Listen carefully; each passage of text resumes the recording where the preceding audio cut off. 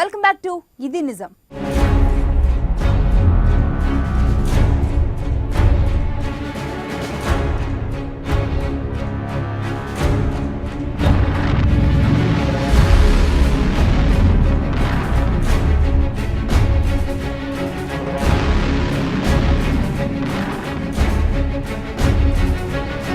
ప్రకృతి కన్నెర్ర చేస్తే ఎలా ఉంటుందనే దానికి ఉత్తరాఖండ్ తాజా నిదర్శనం.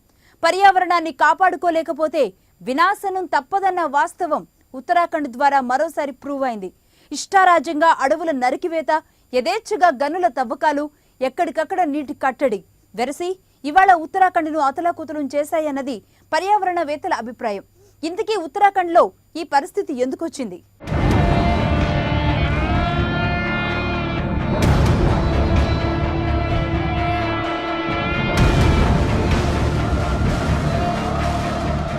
అభివృద్ధి పేరిట నవ సమాజం ప్రకృతికి చేస్తున్న నష్టం ఇది. రోడ్ల విస్తరణ పేరుతో వందల ఏళ్ల నాటి చెట్లను ఎలా నిమిషాల్లో నేలమట్టం చేస్తున్నారు. మైదాన ప్రాంతాల్లో వర్షాలు కురిసేందుకు ఈ చెట్లు ఎంతో దోహదం చేస్తే కొండ ప్రాంతాల్లో వరద నీటిని అడ్డుకోవడంలో ఉపయోగపడతాయి. ఉత్తరాఖండ్ రాజధాని డెహ్రాడూన్లో రోడ్ల విస్తరణ కోసం ఇలా చెట్లను అడ్డంగా నరికేశారు.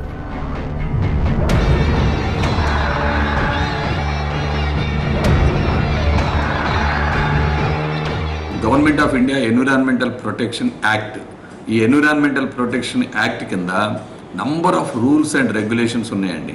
అండ్ అగైన్ రెగ్యులేటరీ బాడీస్ ఉన్నాయి, రెగ్యులేషన్స్ ఉన్నాయి, రూల్స్ ఉన్నాయి. వీటన్నిటిని కానీ కరెక్ట్గా ఎన్ఫోర్స్ చేయగలిగితే, enforcement of all these environmental laws and regulations చేయగలిగితే డెఫినెట్గా ఇంత నష్టం అయితే జరగదు. అసలు డెఫినెట్గా ఇలాంటి ప్రాబ్లమ్స్ వచ్చినా కూడా వీ కెన్ ఫేస్ ఇట్. ఈ డిజాస్టర్స్ అన్నిటికీ కొన్ని పద్ధతులు ఉన్నాయి, ఆ గవర్నమెంట్లో కానీ అవన్నీ ఉన్నాయి. వీటన్నిటిని మనం ఒక్కోసారి ఓవర్ రైడ్ చేసేసి చేయటం వలన ఇదంతా వచ్చింది. ఉత్తరాఖండ్లో ఇంతటి ఉత్పాతం ఏ ఒక్క రోజులోనూ వచ్చింది కాదు. దాదాపు 2 దశాబ్దాలుగా అక్కడ కొనసాగించిన ప్రకృతి వినాశనం ఇప్పుడు ఈ పరిస్థితి తెచ్చింది. హిమనగిరి చెంతన ఉన్న ఉత్తరాఖండ్లో నదీ జలాపాతాలు ఎక్కువే. కొండలపై నుంచి దూకే నదులు వేగంగా ముందుకు కదులుతూ మైదాన ప్రాంతాలకు పరుగులు తీస్తున్నాయి.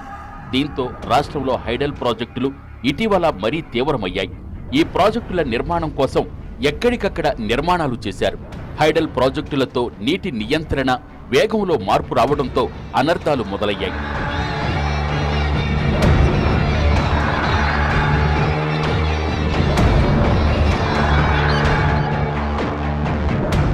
ఉత్తరాఖండ్లో ఏమైందంటే అక్కడ ఈ high flood zone, very high flood జోన్లోకి మొత్తం మల్టీ స్టోరీ బిల్డింగ్స్ వచ్చేసి 20 ఏళ్ళకు ఒకసారి వస్తుంది కాబట్టి ఫ్లడ్ ప్రజలంతా పట్టించుకోలేదు కాబట్టి, తెలియదు కాబట్టి వాళ్ళకు ఒకటేసారి వాళ్ళ నిన్న మొన్న వచ్చిన ఫ్లడ్స్ తోటి ఆ ఎంక్రోచ్మెంట్స్లో ఉన్న బిల్డింగ్స్ కానీ లేకపోతే టూరిస్ట్ ప్లేసెస్ కానీ ఇళ్ళు కానీ అన్నీ కొట్టుకొని పోవడం జరిగింది. నెంబర్ 2 ఏంటంటే అక్కడ ఆ సాయిల్ టైప్ ఏదైతే ఉంటుందో ఉత్తరాఖండ్లో అది మామూలుగా మన దగ్గర రాక్ సాయిల్ టైప్ కాదు.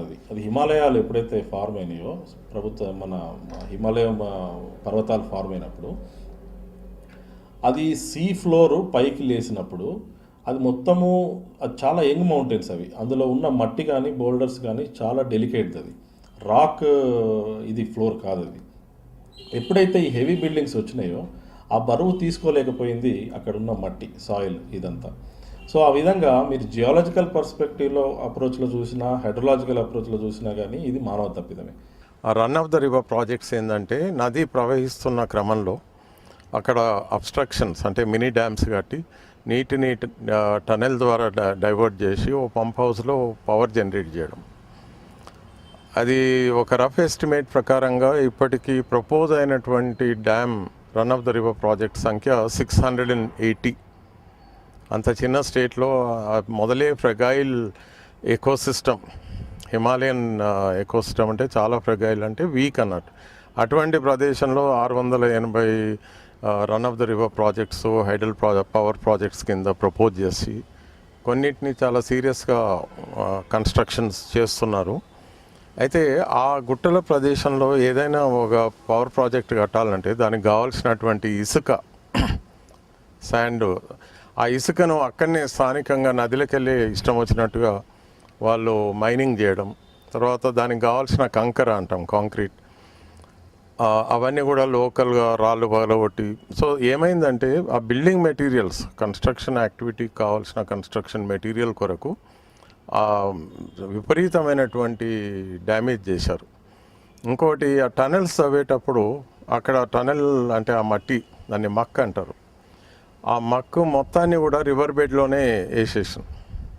అంటే ఈ 680 ప్రాజెక్ట్స్ ఇప్పుడు వాళ్ళు అవన్నీ కంప్లీట్ అయితే that would be an ecological catastrophe.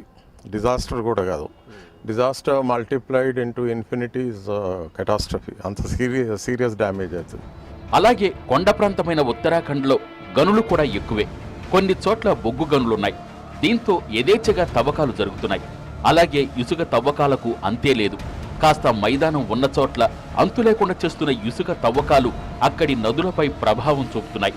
ఉత్తరాఖండ్లో అక్రమ గనుల తవ్వకంపై కేంద్రం కూడా గత ఏడాది అక్కడి ప్రభుత్వాన్ని అప్రమత్తం చేసింది. Unfortunate episode of Swami Nigamanan. I hold the Uttarakhand government fairly and squarely and directly responsible. ఈ వాటర్ ట్రీ ల్యాండ్ యాక్ట్లో కొన్ని కండిషన్స్ చెప్పారు. We have to follow all those conditions without any pressure. ఎందుకంటే ఈ కండిషన్ ఫాలో కాకపోతే earth సర్ఫేస్లో ఉన్నటువంటి material అంతా లూజ్ అయిపోయి ఎక్కడ ఏం జరుగుద్దో, ఏ డిఫార్మేషన్ వస్తుందో we don't know. That is why sand mining rules regulations we have to follow. There is no other go. అంటే అక్కడ శాండ్ మైనింగ్ని మెయిన్ రీజన్ ఏంటంటే the rate of replenishment should always be comparable to the rate of the extraction of the mining of the sand. ఈ రెండు కూడా ఎప్పుడు బ్యాలెన్స్గా ఉండాలి. బ్యాలెన్స్గా లేకపోతే మాత్రం డెఫినెట్గా the river bed will become weaken. As a result of that the flood plains, river terraces అన్నీ collapse అయిపోయి మీరు చూస్తే అన్ఫార్చునేట్లీ ఒక బిల్డింగు ఆ రివర్ బ్యాంక్ మీద ఉన్నటువంటి ఒక బిల్డింగ్ ఒక అగ్గిపెట్టబడినట్టు పడిపోయిందండి.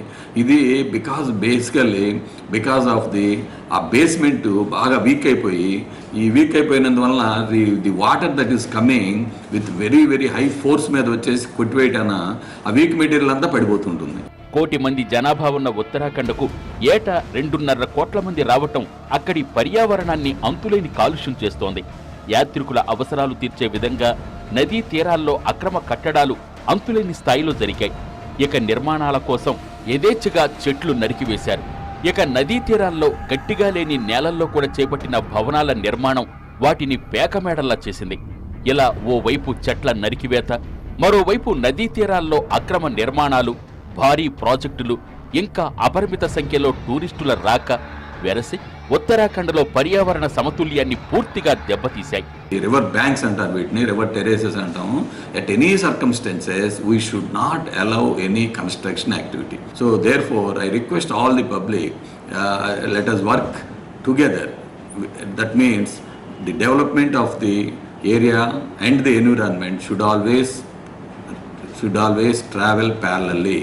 Otherwise, if you cross these two, automatically things will happen like this. Environmental agitation ఏంటంటే అక్కడ తెహ్రీ నది పైన కట్టగూడని ప్లేస్లో కడుతున్నటువంటి ఆ ప్రాజెక్టు వాళ్ళు ఎక్కడ కడుతున్నారంటే that is at a point which is known as the meeting point of 2 tectonic plates. అక్కడ గతంలో earthquakes of this intensity of 7.5 on the Richter scale వచ్చినాయి. మళ్ళీ కూడా వచ్చే అవకాశం ఉంటుంది. ఆ ప్రాంతంలో ఆ డ్యామ్ కట్టడం, ఆ డ్యామ్ స్టెబిలిటీ, సేఫ్టీ మీద ఇంటర్నేషనల్ లెవెల్లో చాలా సీరియస్ కన్సర్న్స్ ఉన్నాయి. అభివృద్ధి పేరుతో చేపట్టిన విచ్చలవిడి నిర్మాణాలు, ప్రణాళిక రహిత పనులు ఇవాళ ఉత్తరాఖండ్కు తీరని నష్టం కలిగించాయని పర్యావరణవేత్తలు స్పష్టం చేస్తున్నారు.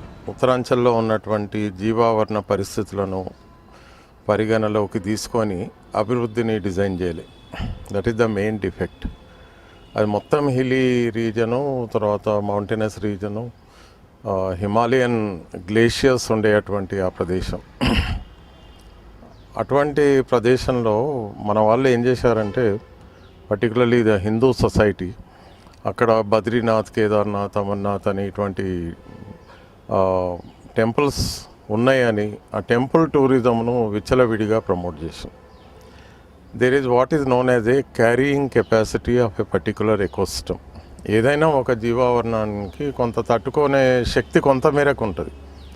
కానీ లక్షల మంది వెళ్ళి ప్రతి సంవత్సరం వీళ్ళు వాళ్ళ బస్సులు వాహనాలు అక్కడ వీళ్ళు వస్తున్నారని హోటల్స్ మోటల్స్ గెస్ట్ హౌసెస్ ఇవన్నీ ఏవైతే వచ్చినాయో ఆ విపరీత రష్ తాకిడి వల్ల చాలా నష్టమైంది. ఎలా ఎటు చూసినా ఉత్తరాఖండ్లో ప్రకృతి వైపరీత్యానికి ప్రత్యక్షంగా పరోక్షంగా మానవ తప్పిదాలే కారణమన్నది మరోసారి స్పష్టమవుతోంది. ఇదే విషయాన్ని హెచ్చరిస్తున్న పర్యావరణవేత్తలు ఇకనైనా జాగ్రత్త పడాలని సూచిస్తున్నారు. ఉత్తరాఖండ్లో జల ప్రళయానికి కారణాలేంటో తెలుసుకున్నాం కదా. మరో ఇంట్రెస్టింగ్ సబ్జెక్ట్తో మరో ఎపిసోడ్లో కలుద్దాం. Until then keep watching I news.